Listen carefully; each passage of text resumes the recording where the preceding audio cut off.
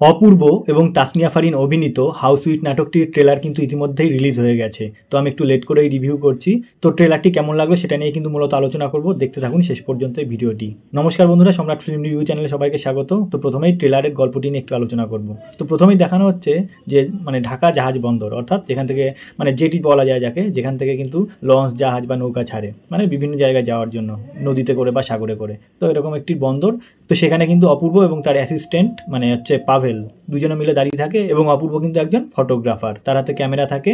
এবং সেই সময় অপূর্ব দেখেই যে জাহাজে উঠতে যাবে বা লঞ্চে উঠতে যাবে, সেই সময় কিন্তু তাসনিয়া ফারিন দৌড়ে দৌড়ে আসে। তো কি হয়, তাসনিয়া ফারিন যখন দৌড়ে দৌড়ে আসে, হয়তো লঞ্চেই উঠতে যাবে, তার জন্য লঞ্চ ছেড়ে দেবে, লঞ্চটি ধরার জন্য কিন্তু দৌড়ে দৌড়ে আসে তাসনিয়া ফারিন। কিন্তু সেই সময় কিন্তু আশেপাশে যে লোকজন রয়েছে সেসব কিছু খেয়াল করে না।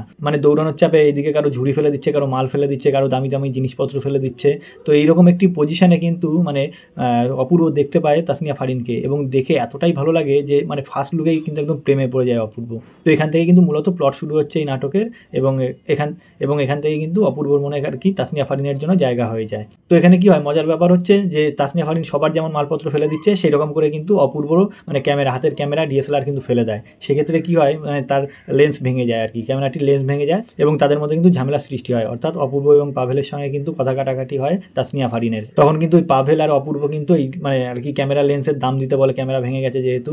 তখন কিন্তু কথা কাটাকাটি হয় কিন্তু অপূর্ব এবং তাসনিয়া ফারিনের মধ্যে। তো যাই হোক, এখান থেকে কিন্তু শুধু তাদের কথাবার্তা এবং এখান থেকে কিন্তু তাদের পরবর্তীকালে হয়তো বন্ধুত্ব হয়ে যাবে ঝগড়ার মাধ্যমেই। তো এটা হচ্ছে প্রথম প্লট। তো ট্রেলারটি দেখে যতদূর বুঝলাম, তাসনিয়া ফারিনকে কিন্তু তার অমতে বাড়ি থেকে বিয়ে অন্য জায়গায় দিয়ে দিচ্ছে এরকম একটা পজিশন। এবং বিয়ের মুহূর্তেই কিন্তু সে কোণের অবস্থায় কিন্তু সে অন্য ড্রেস পরে ওই অবস্থাতেই পালিয়ে চলে আসে আর কি, লঞ্চে করে বা জাহাজে করে অন্য কোথাও চলে যাবে বলে। তো তখন কিন্তু এই সমস্ত ব্যাপারটি ঘটে এবং অপূর্বর সঙ্গে পরিচয় হয়। এবার দ্বিতীয় প্লটটি হচ্ছে, এই তাসনিয়া ফারিনকে কিন্তু খুঁজতে বেরোয় তার বাড়ির লোকজন, সাথে কিন্তু কিছু গুন্ডা বাহিনী। এই গুন্ডা বাহিনীর মধ্যেই একজন আছে ভিলেন, সে কিন্তু তাসনিয়া ফারিনকে পছন্দ করে এবং তাকে ছাড়া কাউকে বিয়ে করবে না, এরকম একটা ব্যাপার। এবং তাসনিয়া ফারিনকে কিন্তু এদিকে খুঁজতে আসে তার বাড়ির লোকজন সহ সেই গুন্ডা পান্ডারা।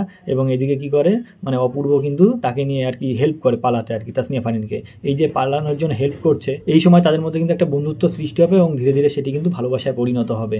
তো এরপরে কি হয়, এর মধ্যেও কিন্তু একটা ঘটনা ঘটে। সেটি হচ্ছে, এই যে পালিয়ে যাচ্ছে তাসনিয়া ফারিন এবং অপূর্বর সঙ্গে আর কি বন্ধুত্ব হচ্ছে বা তাদের মধ্যে একটা ভালো সম্পর্ক হচ্ছে, কিন্তু মাঝপথে দেখা যায় যে তাসনিয়া ফারিন অপূর্বকে ছেড়েও কোথাও পালিয়ে যাচ্ছে। সম্ভবত এখানে তাসনিয়া ফারিনের কিন্তু অন্য বন্ধু বয়ফ্রেন্ড থাকতে পারে, আমার যতদূর আন্দাজ হলো আর কি এই ট্রেলারটি দেখে।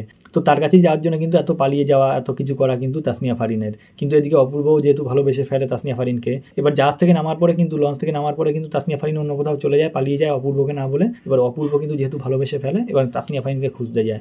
এই হচ্ছে আর কি, তার বাড়ি পৌঁছে যায় আর কি। তো এই মোটামুটি হচ্ছে এই হচ্ছে গল্প। এবং শেষ পর্যন্ত অপূর্ব পাবে কিনা তাকে, তাসনিয়া ফারিনকে, সেটাই হচ্ছে কিন্তু মূল ধাঁধা রেখে দেওয়া হয়েছে এবং সাসপেন্স রেখে দেওয়া হয়েছে। এবার বলি, এই যে অপূর্ব আবারকে যখন খুঁজতে যাচ্ছে তার বাড়িতে, অর্থাৎ তাসনিয়া ফারিনের বাড়িতে, সেখানেও কিন্তু বিভিন্ন রকম ঝামেলা সৃষ্টি হয়। বাড়ির লোক বা ভিলেনদের সঙ্গে কিন্তু তার কথা কাটাকাটি হয় বা ঝগড়া ঝামেলা হয়, এমনকি মারামারিও হয়, অ্যাকশনও হয়। যেহেতু এটি একটি নাটক, আমি মনে করি না যে এটি শুধুমাত্র নাটক, এটি কিন্তু সিনেমা হলে রিলিজ দেওয়ার মতনই কিন্তু একটা কি বলবো, এটাকে কিন্তু একটা সিনেমাই বলা যায়। যেহেতু এটি ইউটিউবে বা অন্যান্য সাইটে রিলিজ করা হবে, যেহেতু সিনেমা হলে রিলিজ করা হচ্ছে না, তাই এটাকে সিনেমা বলা যায় কি না তো জানি না। তবে কিন্তু সিনেমার থেকে কোনো অংশে কম না। এখানে কি আছে, একটা সিনেমায় যা যা থাকার দরকার সমস্ত কিছুই কিন্তু এই নাটকটির মধ্যে রয়েছে। যেমন রোম্যান্স আছে, গান রয়েছে, সুন্দর সুন্দর গান রয়েছে, অ্যাকশন রয়েছে, রোম্যান্স রয়েছে, সব দিক দিয়েই কিন্তু একদম পারফেক্ট। গল্প যেমন, আর একটা কথা বলে রাখি, গল্পটি কিন্তু এমন কিছুই অপরিচিত কিছুই না, চেনা গল্পই।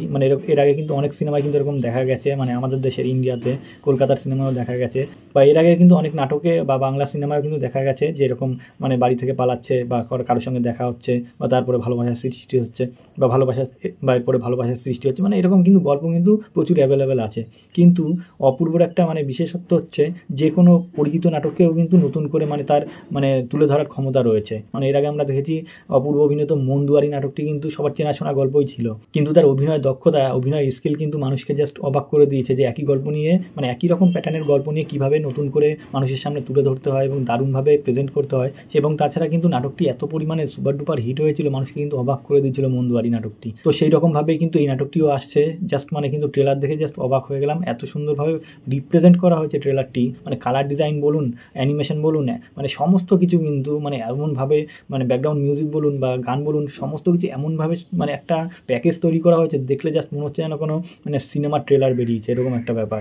আর অপূর্বর অভিনয় দক্ষতা নিয়ে তো বলার কিছু নেই। তার মানে কথা বলার অ্যাটিটিউড থেকে শুরু করে, তার মানে বডি ল্যাঙ্গুয়েজ থেকে শুরু করে, তার অ্যাকশান থেকে শুরু করে, মানে সে যখন হাঁটছে, কথা বলছে, সব কিছুই কিন্তু একদম পারফেক্ট, মানে একদম সিনেমার নায়কের থেকে। আমি তো মনে করি এই নাটকটি যদি ঈদে সিনেমা হলে রিলিজ দেওয়া হতো তাহলে কিন্তু অনেক নায়ক কিন্তু চাপে পড়ে যেত, কারণ এই নাটকটি কিন্তু পুরোপুরি একটি সিনেমার মতনই হয়েছে। তো সব কিছু মিলিয়ে এই নাটকটি কিন্তু একদম সুপার ডুপার। আর অপূর্বর নাটক বলতে তো একদম সিনেমায়, মানে আমরা যখন দেখি মনে হয় যেন সিনেমায় দেখছি এরকম। আর সত্যি কথা বলতে ট্রেলারটির কালার ডিজাইন দেখে আমার এতটাই ভালো লেগেছে, এতটা কালারফুল হয়েছে মানে এই ট্রেলারটি, মানে নাটকটিও সেই রকমই হবে। তো আমার পুরো মুগ্ধ হয়ে গেলাম জাস্ট। তো আমার মনে হয় অপূর্ব কিন্তু মানে এই 4 গণ্ডির মধ্যে বেঁধে না রেখে সিনেমা হলের মধ্যেও কিন্তু, মানে সিনেমা হলেও কিন্তু রিলিজ দেওয়া উচিত তার।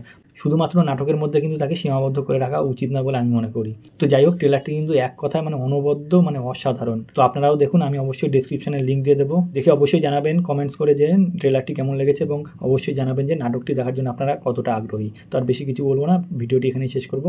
ভিডিওটি যদি ভালো লাগে অবশ্যই লাইক, কমেন্ট এবং শেয়ার করবেন, এবং অবশ্যই সাবস্ক্রাইব করবেন। নমস্কার।